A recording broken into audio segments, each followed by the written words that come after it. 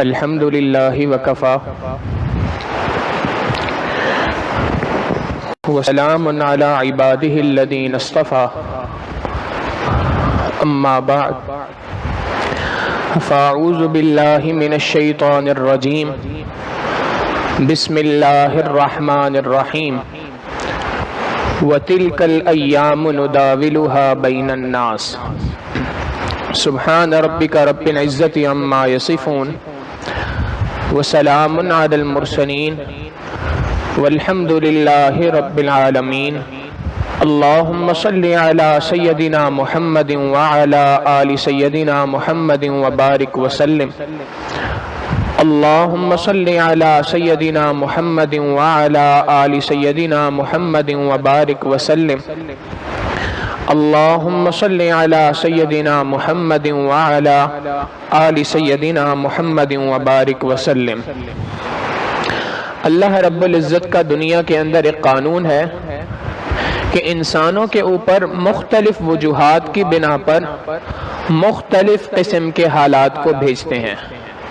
قرآن کریم میں ارشاد فرمایا وَتِلْكَ الْأَيَّامُ نُدَاوِلُهَا بَيْنَ النَّاسِ، ان ایام کو، ان دنوں کو ہم لوگوں کے درمیان عدلتے بدلتے رہتے ہیں، تبدیل کرتے رہتے ہیں۔ کبھی اچھائی کے دن آئیں گے، کبھی برائی کے دن آئیں گے، کبھی خیر کے دن ہوں گے تو کبھی شر کے دن ہوں گے۔ یہ سارے کے سارے حالات، سارے کے سارے دن اللہ رب العزت کی جانب سے انسانوں کے اوپر ہوتے ہیں۔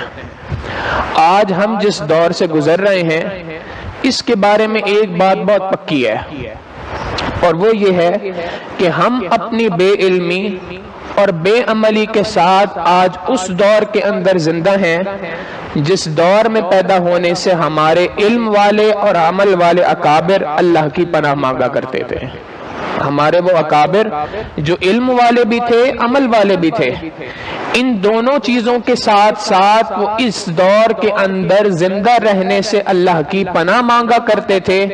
ہم اور آپ اس دور کے اندر اپنی بے علمی اور بے عملی کے ساتھ زندگی گزار رہے ہیں۔ نبی علیہ السلام نے قرب قیامت کی بہت ساری نشانیاں احادیث مبارکہ میں ذکر فرمائی ہیں۔ بعض نشانیاں وہ ہیں جو نبی علیہ السلام کے زمانے سے بہت زیادہ قریب، اور بعض نشانیاں وہ بیان فرمائی جو دجال کے ظہور کے بعد کی نشانیاں ہیں جو بالکل قیامت سے کے ساتھ ملی ہوئی ہیں، اور بعض نشانیاں وہ بیان فرمائی جو دجال کے ظہور سے پہلے کی نشانیاں ہیں۔ ان دنوں کو کہا جاتا ہے احادیث مبارکہ کی روشنی میں ایام الفتن، فتنوں کے دن۔ حدیث مبارکہ میں آتا ہے نبی علیہ السلام نے فرمایا کہ قرب قیامت کے وقت فتنے اس تیزی کے ساتھ امت کے اوپر آئیں گے جیسے ایک تسبیح ٹوٹتی ہے اور دانے ایک ساتھ تیزی کے ساتھ نیچے گرنا شروع ہوتے ہیں، بالکل اسی طریقے سے امت کے اوپر قیامت کے قریب فتنے اس طریقے سے تیزی سے آنا شروع ہو جائیں گے۔ تو احادیث مبارکہ کے اندر ایک باقاعدہ الگ چیپٹر ہے، ایک باب ہے جس کو ایام الفتن کہا جاتا ہے۔ اس دور کے جتنے مشائخ موجود ہیں، جو محدثین اور بڑے بڑے علماء موجود ہیں، وہ تمام کے تمام اس بات پر متفق ہیں، وہ سارے کے سارے اس بات کو تسلیم کرتے ہیں کہ احادیث مبارکہ کے اندر ایام الفتن، فتنوں کا دور جس دور کو کہا گیا ہے اس دور کی ابتدا اب ہو چکی ہے۔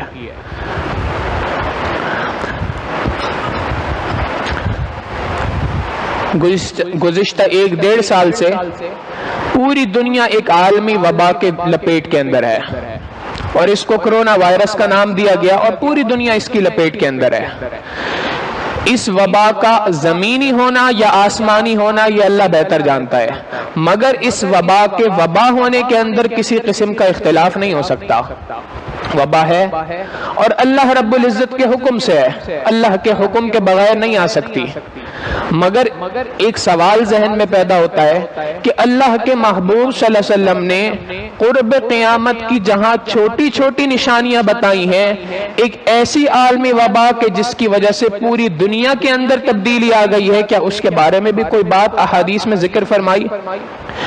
تو بعض حضرات نے، بعض علماء کرام نے اس کے اوپر بھی کام کیا اور انہوں نے واقعی اس بات کو ڈھونڈ نکالا کہ احادیث مبارکہ میں اس عالمی وبا سے متعلق بھی اللہ کے محبوب صلی اللہ علیہ وسلم نے پیشن گوئی بھی فرمائی ہے اور اس سے متعلق چند باتیں بھی ارشاد فرمائی ہیں۔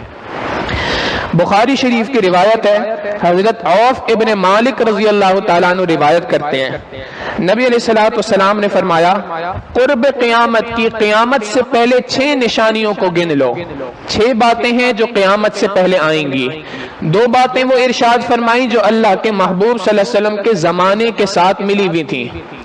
3 باتیں وہ ارشاد فرمائیں جو دجال کے ظہور کے بعد کی علامات ہیں، اور درمیان کی ایک بات وہ ارشاد فرمائی کہ انسان اگر اس کی تحقیق کرے، اس کو پڑھے تو بڑا حیران ہوتا ہے کہ واقعی یہ ایک پیغمبر کی زبان سے بات نکل سکتی ہے، عام آدمی ایسی بات 1400 سال پہلے نہیں کر سکتا۔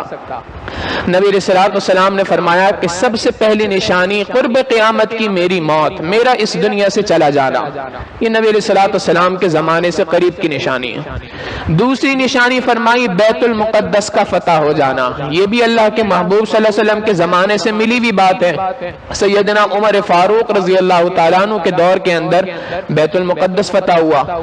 تیسری نشانی وہ بیان فرمائی جو دجال کے ظہور سے بہت زیادہ قریب کی نشانی ہے، اور فرمایا موتان کثرت کے ساتھ اموات واقع ہوں گی۔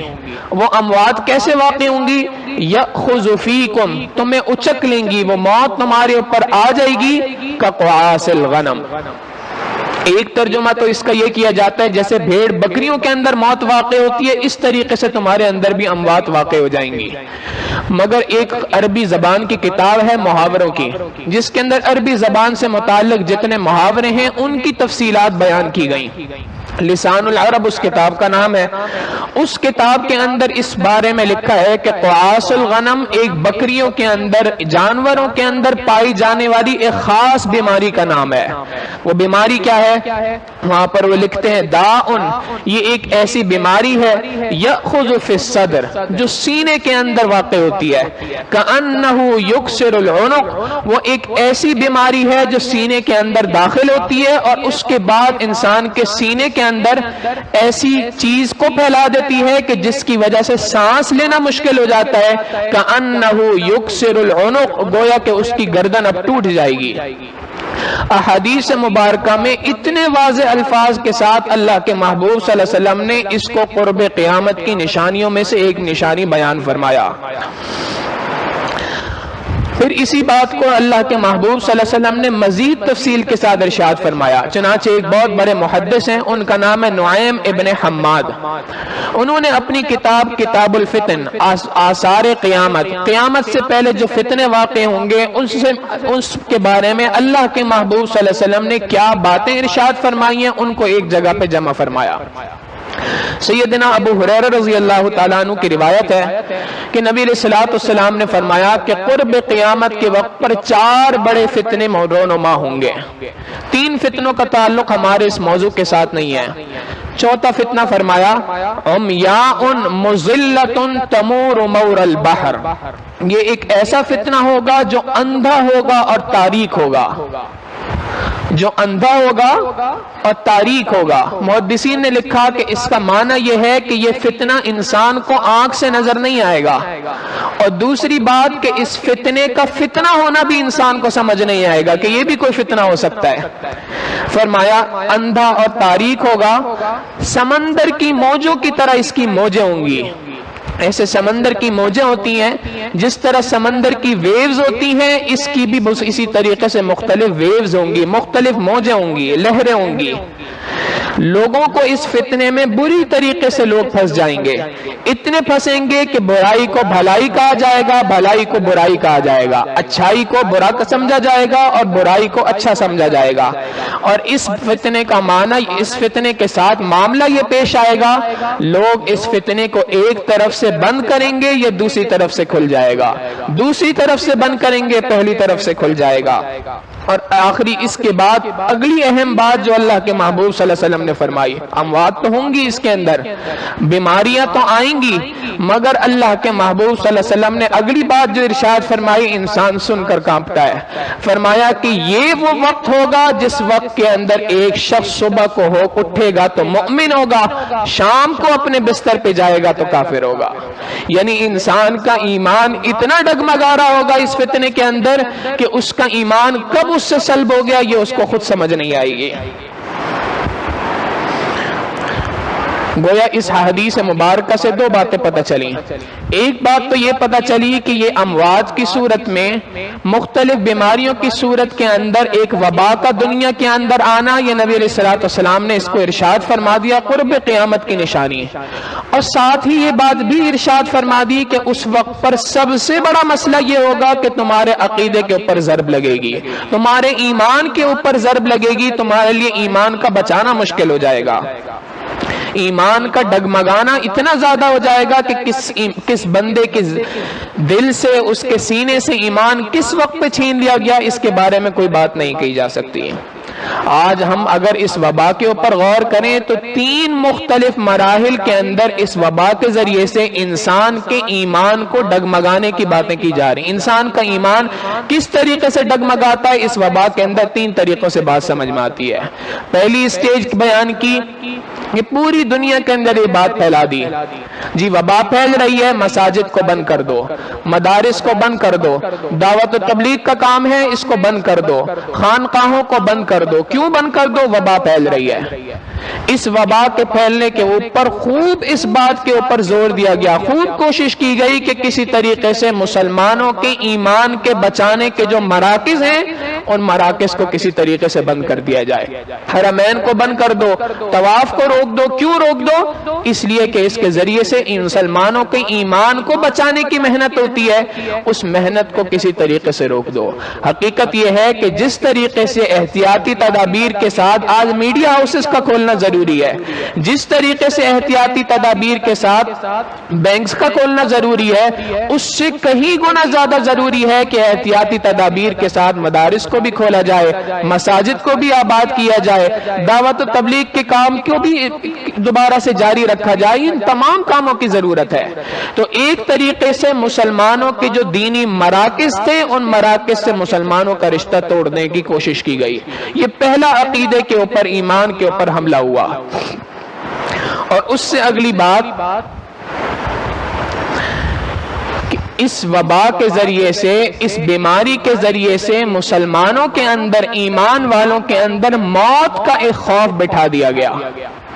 یہ موت کا خوف اتنا پھیل گیا کہ انسان زندہ رہتے ہوئے بھی مردوں والی زندگی گزار رہا ہے۔ ہر وقت صبح شام جب کسی سے ملو موت کے اس خوف کے اندر مبتلا ہے۔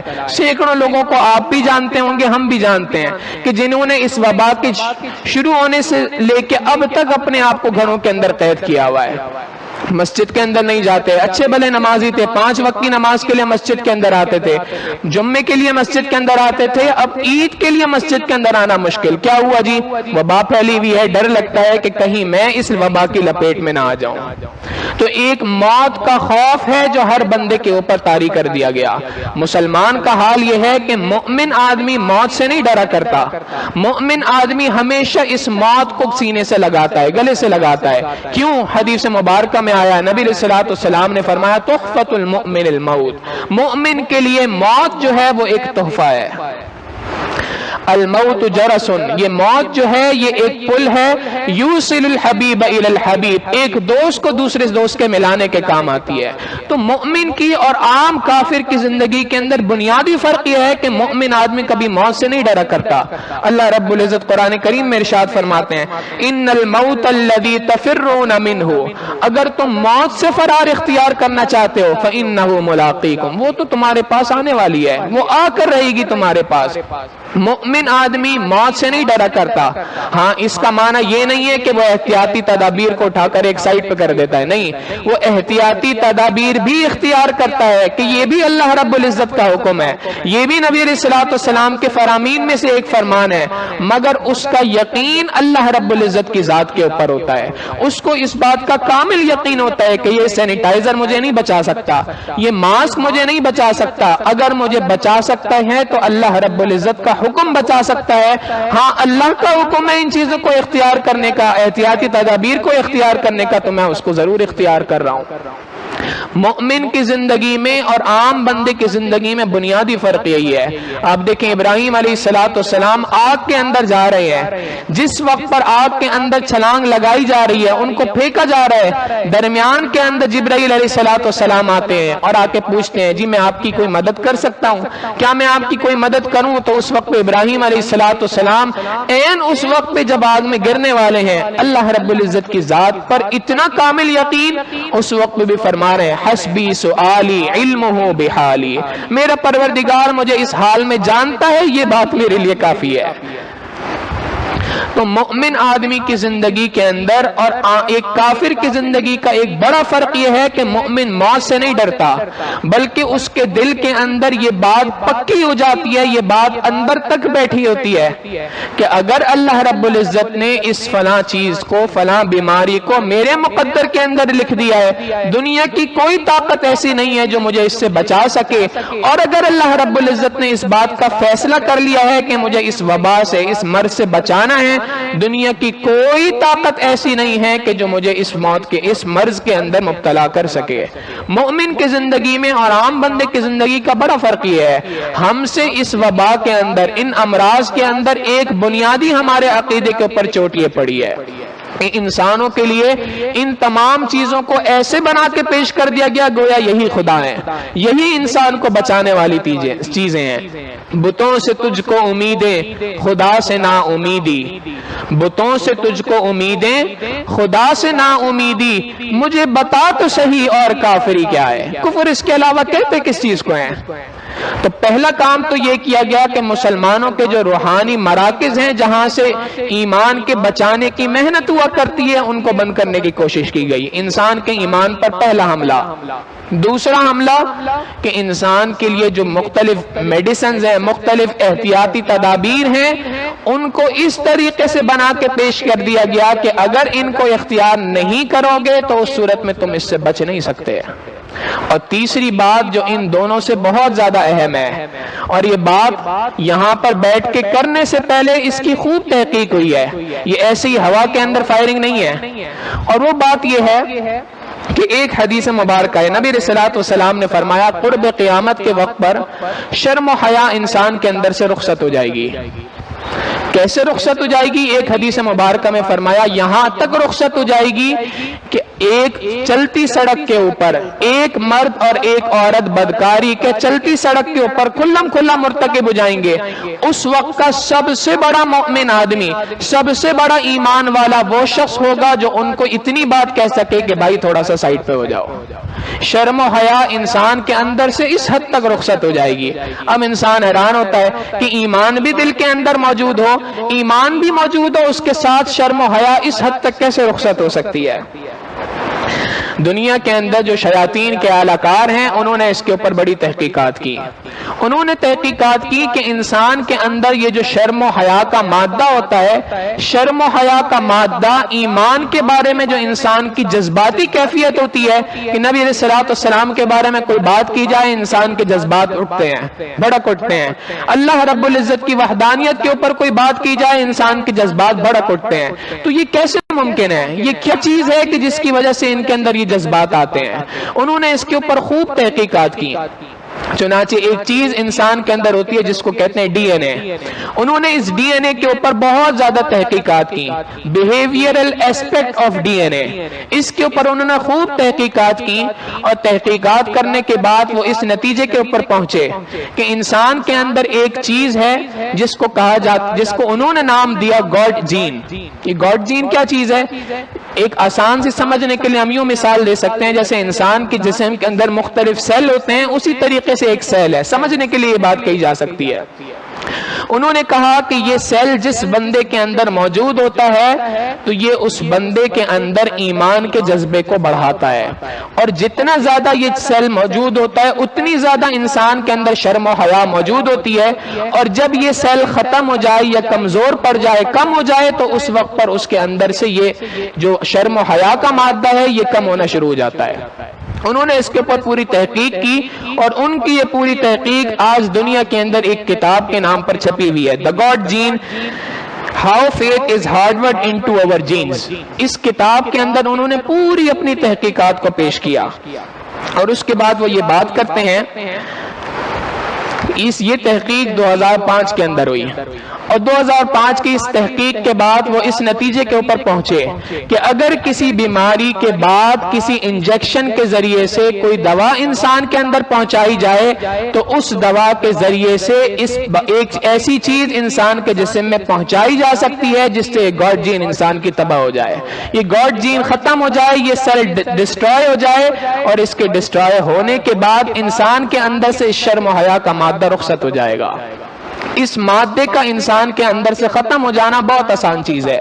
اس کے بعد اس شخص کے لیے ایمان کے اوپر اس طریقے سے ڈٹ جانا، ایمان کے نام پر، اللہ رب العزت کے نام پر، نبی علیہ الصلوۃ والسلام کے نام کے اوپر، ان تمام چیزوں کے اوپر جن پہ بھڑک اٹھتا ہے، اس کا بھڑکنا بالکل ختم ہو جائے گا۔ چنانچہ دین بیزار طبیعتیں جو دنیا کے اندر موجود ہیں، یہ ایمان والوں کے اندر بھی پیدا کرنا اس کے ذریعے سے بہت آسان ہے۔ اب ایسے بندے کا اب اس حدیث مبارکہ کے ساتھ رشتہ جوڑیں کہ اللہ کے محبوب صلی اللہ علیہ وسلم نے فرمایا کہ وہ بیماری آئے گی جو انسان کے سینے کے اندر اٹیک کرے گی، اور سینے میں اٹیک کر کے کأنہ یکسر العنق، گویا کہ اس کی گردن کو توڑ دے گی۔ اس بیماری کے آنے کے بعد انسان کا ایمان اتنا مشکل ہو جائے گا کہ ایک بندہ صبح کو مؤمن ہوگا، شام کو اپنے بستر کے اوپر جائے گا تو وہ شخص کافر ہوگا۔ ان دو چیزوں کو اگر ملا لیں تو بات بہت واضح سمجھ میں آتی ہے کہ آج کے سائنٹسٹ، آج کی دنیا کے جو ماہرین ہیں، وہ جس ریسرچ کے اوپر پہنچے ہیں، اللہ کے محبوب صلی اللہ علیہ وسلم 1400 سال پہلے ہمیں یہ بات بتا کر چلے گئے۔ لہٰذا بعض ماہرین کی یہ رائے ہے کہ آج اس وبا کے اوپر جو ویکسین کے نام پر ایک چیز دنیا کے اندر لگائی جا رہی ہے، اس ویکسین کے اندر ایک عنصر یہ بھی شامل ہے۔ مگر ایک سوال ذہن کے اندر پیدا ہوتا ہے، بات کو مکمل سنیے گا۔ ایک سوال ذہن کے اندر یہ پیدا ہوتا ہے کہ فی الحال ڈاکٹر حضرات کی تحقیق کے مطابق اس مرض کا اس کے علاوہ کوئی دوسرا علاج موجود نہیں ہے، اور یہ شاید ہر انسان کو لگوانی پڑے۔ تو اب اس کا حکم کیا ہے، کس طریقے سے لگوائی جائے، اس کو کیا کیا جائے؟ قربان جائیں اپنے آقا صلی اللہ علیہ وسلم پر، 1400 سال پہلے امت کو اس کا حل بھی دے کے چلے گئے۔ نبی علیہ الصلوۃ والسلام نے اسی حدیث مبارکہ کے آخر میں فرمایا کہ ایمان اتنا ڈگمگائے گا، اور آگے فرمایا وَلَا يَنْجُو مِنْهَا إِلَّا مَنْ دَعَا كَدُعَاءِ الْغَرْقِ فِي الْبَحْرِ۔ اللہ کے محبوب صلی اللہ علیہ وسلم نے یہ بات نہیں فرمائی کہ اس کے اندر کسی بیماری کا علاج نہ کرنا، یہ بات ارشاد نہیں فرمائی کہ اس بیماری سے تمہاری موت واقع نہیں ہوں گی، بلکہ فرمایا اموات تو واقع ہوں گی، بیماری بھی لگے گی، اس کا علاج بھی تم اختیار کرو گے۔ اس وبا سے، اس فتنے سے بچنے کا طریقہ یہ ہے کہ اس فتنے سے وہی شخص بچ سکتا ہے کہ جو اس طریقے سے دعا مانگنے کا اہتمام کرے جس طریقے سے ڈوبتے سمندر کے اندر انسان دعا مانگ رہا ہوتا ہے۔ ایک آدمی کو پتا ہو کہ میں سمندر کے اندر ڈوب رہا ہوں، اس وقت پہ جس آہوزاری کے ساتھ، جس گریہ کے ساتھ، جس طریقے سے وہ اللہ رب العزت سے دعا کرے گا، جب انسان اسی طریقے سے اللہ رب العزت کے سامنے دعائیں مانگنا شروع کرے گا، اس طریقے سے ڈوب کر اللہ رب العزت کے سامنے دعائیں مانگے گا، ایسا شخص اس فتنے سے محفوظ ہو جائے گا۔ تو اس ویکسین کو لگوانے کے بارے میں علماء نے یہی حکم دیا کہ بالکل لگوائی جائے، لیکن 3 کاموں کو سر انجام دے۔ پہلا کام جو نبی علیہ الصلوۃ والسلام نے بتا دیا کہ کثرت کے ساتھ دعا مانگے، ایک دن کے اندر وقت اپنا مقرر کرے کہ میں نے اتنی دیر اللہ رب العزت کے سامنے رو رو کر دعائیں مانگنی ہے، اللہ سے دعائیں مانگے، اے اللہ ہماری بھی حفاظت فرما، ہماری ایمان کی بھی حفاظت فرما، ہماری آئندہ آنے والی نسلوں کی بھی ایمان کی حفاظت فرما۔ تو پہلا کام یہ کہ خوب گریہ زاری کے ساتھ، خوب آہ و بکا کے ساتھ اللہ رب العزت کے سامنے دعائیں مانگے۔ دوسری بات، ہمارے اکابرین نے، بزرگوں نے یہ بات لکھی کہ حضرت خالد ابن ولید رضی اللہ تعالیٰ عنہ کا واقعہ ہے کہ جب ان کو کفار نے زہر کی شیشی پیش کی کہ آپ اس کو پیئیں تو انہوں نے اس کو پینے کے ساتھ دعا پڑھی، بسم اللہ الذی لا یضر مع اسمہ شیء فی الارض ولا فی السماء وہو السمیع العلیم۔ اس دعا کو یاد کر لیں، چلتے پھرتے اس کو پڑھنے کا اہتمام کریں، خاص طور پہ جب ویکسین لگوانی ہو تو اس وقت پہ اس دعا کا اہتمام کریں۔ اللہ رب العزت اس کی برکت سے مضر اثرات سے انسان کی حفاظت فرما دیں گے۔ اور تیسری بات ارشاد فرمائی کہ اس ویکسین کے لگوانے کے بعد اللہ والوں کی صحبت کو اختیار کرنا جیسے پہلے ضروری تھا، اب اس ویکسین کے لگوانے کے بعد شاید کچھ زیادہ ضروری ہے کہ یہ وہ صحبت ایک ایسی چیز ہے کہ جس کے اندر اللہ رب العزت کے محبوب صلی اللہ علیہ وسلم کی زبان فیض ترجمان سے بات نکلی ہے۔ نبی علیہ الصلوۃ والسلام نے یہ بات فرمائی کہ ان اللہ والوں کی صحبت کو اختیار کرنے کی برکت سے اللہ رب العزت انسان کے ایمان کی حفاظت فرما دیتے ہیں۔ تو ایمان کی حفاظت کے لیے ان تین کاموں کو سر انجام دیں اور اللہ رب العزت کی ذات پہ بھروسہ رکھیں کہ پروردگار عالم کے ساتھ ہمارا تعلق قائم ہوگا۔ اللہ رب العزت چاہیں گے تو ہر چیز کے مضر اثرات کو ہم سے دور فرما سکتے ہیں۔ اللہ رب العزت ہماری بھی نسلوں کی ایمان کی حفاظت فرمائے، ہماری آنے والے نسلوں کی ایمان کی بھی حفاظت فرمائے۔